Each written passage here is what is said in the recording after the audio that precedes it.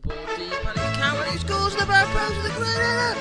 It's a fantastic goal for the Bibs. Unbelievable as it balls to the back of the Union bag.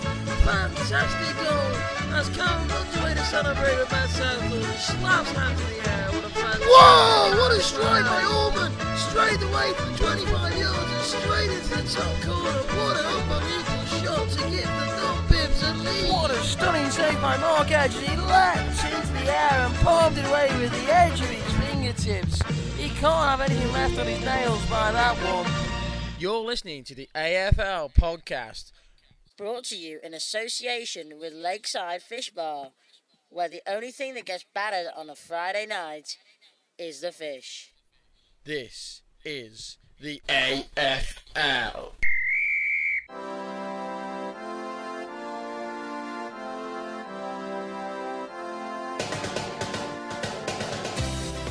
Good morning and welcome to a special broadcast of the AFL podcast. This is an Olympic special week where we're going to take a look back at last week's action, all from the AFL, and also the action from last night's big match. As well as that, we've got some great new competitions and games coming up, and a look at the winter sports that's dominated Sarchi. And we're also going to take a look at what makes Alsager famous, and our Olympic athletes, who sadly is not a member of the AFL. All this and much, much more coming up on today's show.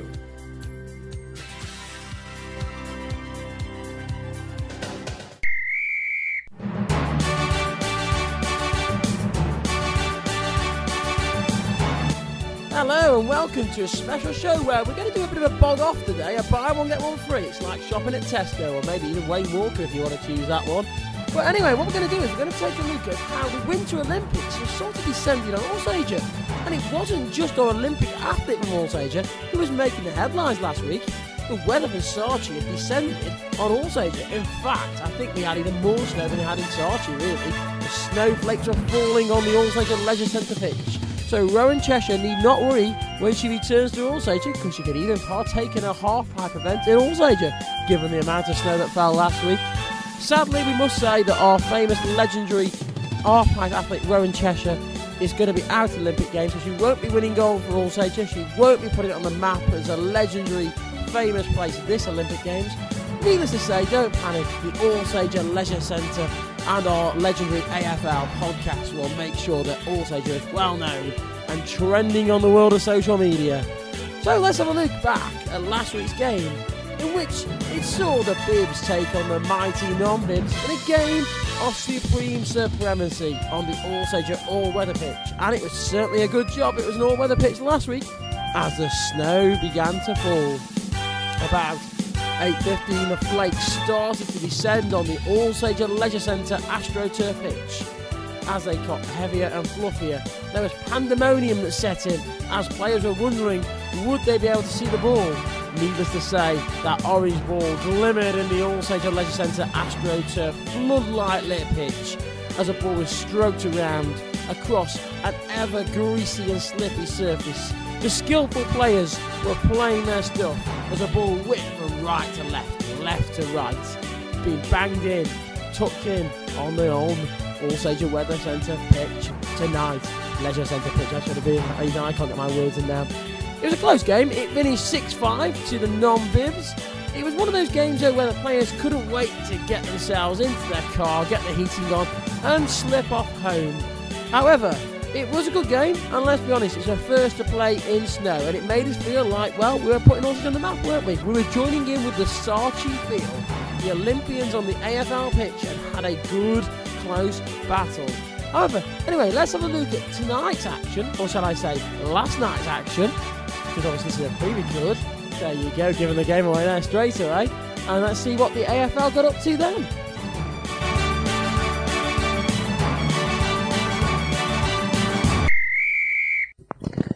Good evening as you join me live from the Alsager Leisure Centre. As I just arrived on the back drive for the pre-match review. The time is currently 19:49, or in English speak, 10-8. A big kick-off is at 8 o'clock. The anticipation is building as I look across the AstroTurf It's a floodlit pitch. It's glimmering in the night sky. Some floodlights do need replacing though, so if the council are listening, get a move on with that. We're paying a fortune for this stuff. Arriving, I drove through the masses of players bouncing the ball around, Brays rolling the fancy fluorescent ball across the car park. Let's just hope he can deliver that on the pitch tonight. The players having a quick crafty fag before it gets going. With the temperature being a mild 7 degrees for winter, I can still feel that it's going to be a pacey and maybe goal fest tonight. I get the feeling that the bibs or the non-bibs could have an absolute cracker. It all does depend, though, on who is the captain. Anyway, it's time to get myself changed, get myself ready, and get out on that pitch. So join me later for a bit of a post-match review, when hopefully we'll be chatting to some of the players to find out what they thought about the big game. But I'll put it on record now, I think this is going to be a massive goal fest. Well, we just finished a game where the non-bibs absolutely hammered the bibs tonight. It's one of those games where we had a bit of controversy on the old AFL pitch. It was 11v11 on a small pitch. Somebody had actually stolen the other pitch that is currently used by the AFL. So it was a small pitch tonight, 11v11.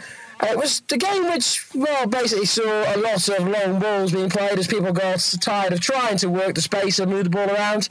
There was some good play. You had a few own goals, tapped in. Marquez, notably, you put one in. You had an absolutely amazing tackle by Andrew Croft, who took down Ben Amos right at the end with an absolutely stunning world-class tackle. We also had a fairly good performance by our new friend in goals. I'm not sure why, but he was like a young me. I tell you, he's up and down like a dino, getting stuck in, like I used to be in my olden days. Ben nicked a few goals off me as well, so, you know, all in all, quite a close game. Some amazing finishes from Croft, who put one in. No, it was Tofty actually put it in a top corner. We had a few little bottom corner, a few deflections, all the rest of it.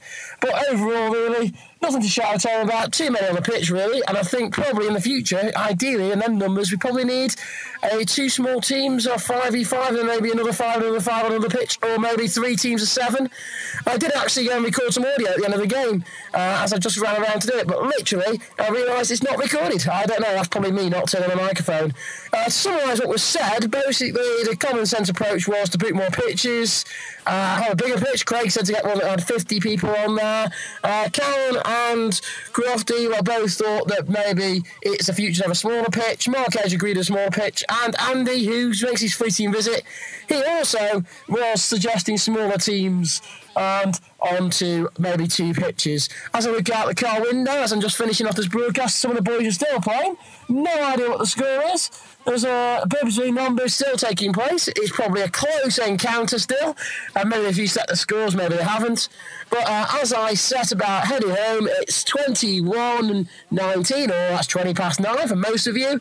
It's been a productive game, but maybe not the one to shout home about. Certainly not one that the ITV would whack on the old TV to compete with the Champions League. But all in all, it's another game of the AFL, in which the non-bibs beat the bibs.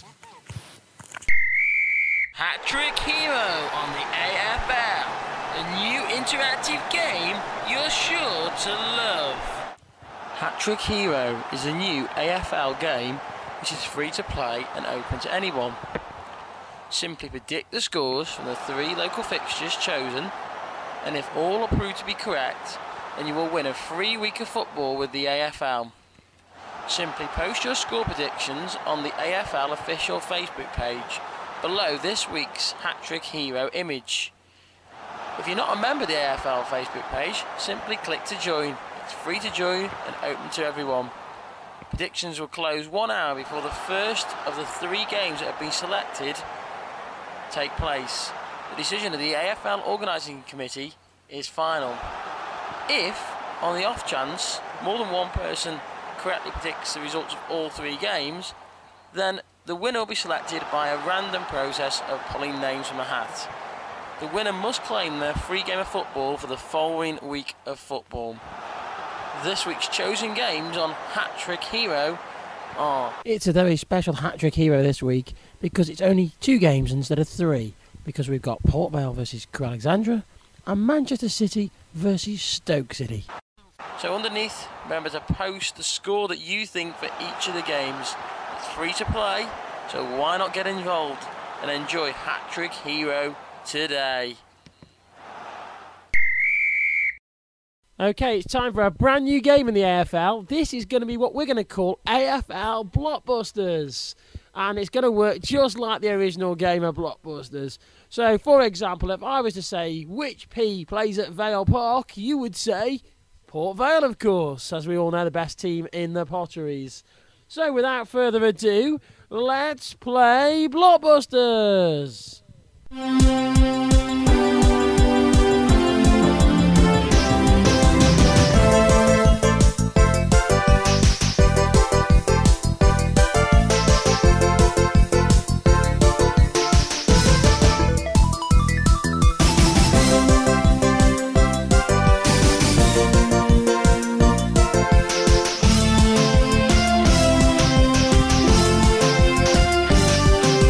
Okay, I'm really excited for this game of Blockbusters. It's like being a child again, isn't it? Watching it all over again. Coming home from school, ITV, getting home, flicking it on after CITV with Bob Holness. Only, well, he's got a bit more hair than me still, hasn't he, Bob has?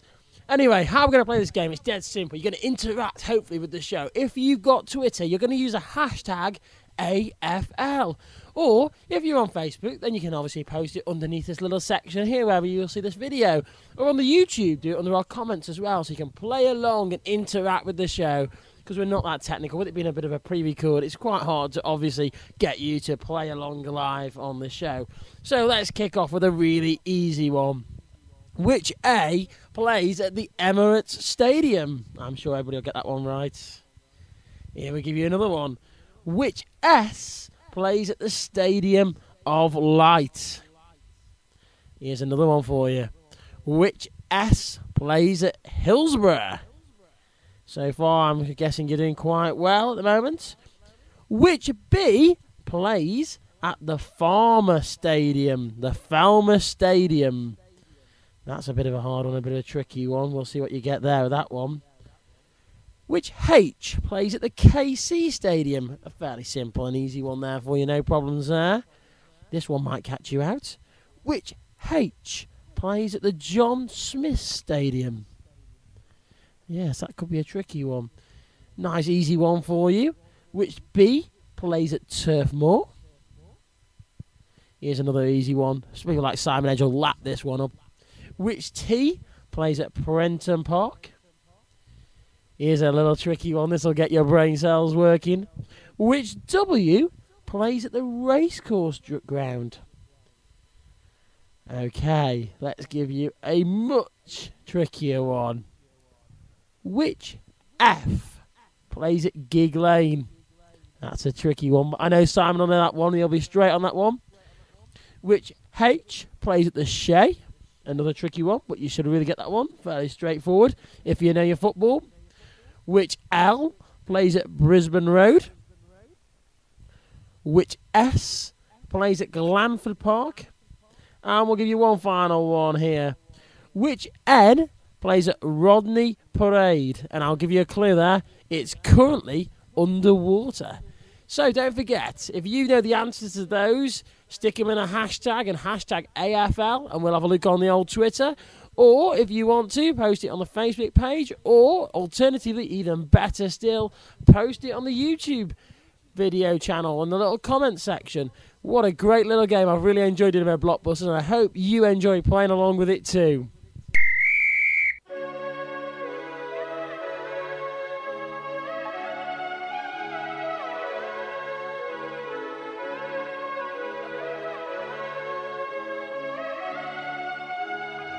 Tell me lies, tell me sweet little lies.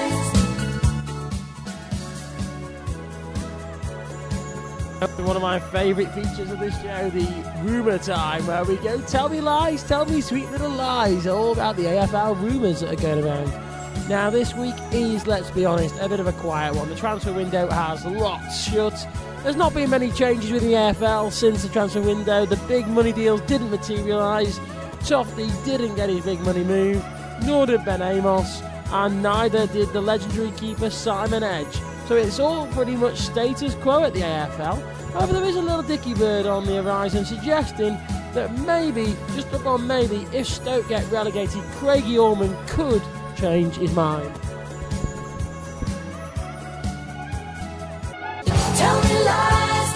sweet little light. Okay, and finally we've reached the end of today's podcast. Well, I thought we couldn't go without taking a special look back at last night. Maybe one of the topical talking points, and I thought let's find a song that can summarise it. So, how about this? It's just a little crush. Yes, last night was a little bit of a crush on the old pitch, but then talking to people, what would the suggestion be? Is it the case that we need to book 2 pitches regularly? But then would people want to pay double the amount? I mean, rough math suggests that 1 pitch costs £40, 2 pitches will cost us £80. That's going to be basically £4 per head. Would people be willing to pay that? Alternatively, do we look to a new solution such as having 3 teams of 7 and having a quick rotation system, so games of maybe 7 minutes long and swap, and then keep doing that all the way through? Again, how would that go down? Would people be willing to wait and watch a game and then come on and give it all their effort and attention and then go off and then come back on again? I'm sure some people would be complaining about that, saying it's too much effort, too much waiting around. They come for a game of football for an hour. Or then, of course, do we just look to go back to the old method of what we had before, where we try and reduce the numbers? I mean, that's been suggested by people. Personally, I'm not a fan of that. I think, how can you tell people not to come when it's meant to be a social game and welcoming everybody in? But, you know, there is a suggestion being thrown out there. Maybe it needs to be considered. And one final suggestion could be that what we do is just take advantage when we can and carry on as we're doing now. So some weeks maybe we have to fit all 10 people onto a small pitch, and then other times we have to look to go to the wider pitch. One thing that has been talked about is the style of football. Is the passing game the future, or should we just resort to the long ball game like many teams do? I know this is hardly topical because some people like to, well, just enjoy it, banging the ball in at the back of the net, where others are quite happy to stroke it around, work some good play, have a good workout and enjoy it. One thing's for sure, it's a game for fun, it's a game for socialising, and it's a game for really just a laugh. So we don't need any reckless tackles, we don't need any wild arguments, and really it should just be a game of fun. Let's see what we get on with. That concludes this week's podcast. I hope you've enjoyed this special one-off. What I'm going to try and do is hopefully not make the mistake next time of not recording my interviews. Me sliding the microphone up was a bit of a mistake. And I'll catch you all next time with a fantastic new podcast where hopefully the audio quality will be fantastic. Thanks for joining me, and see you all again. This has been an official AFL production, brought to you in association with Lakeside Fish Bar, and shared with you via the official AFL Facebook page. Don't forget to post your comments in the area below, so that we can use these in future shows. Also, more importantly, don't forget to join us every Tuesday evening at Alsager Leisure Centre on the AstroTurf at 8 PM for your weekly game of friendly football.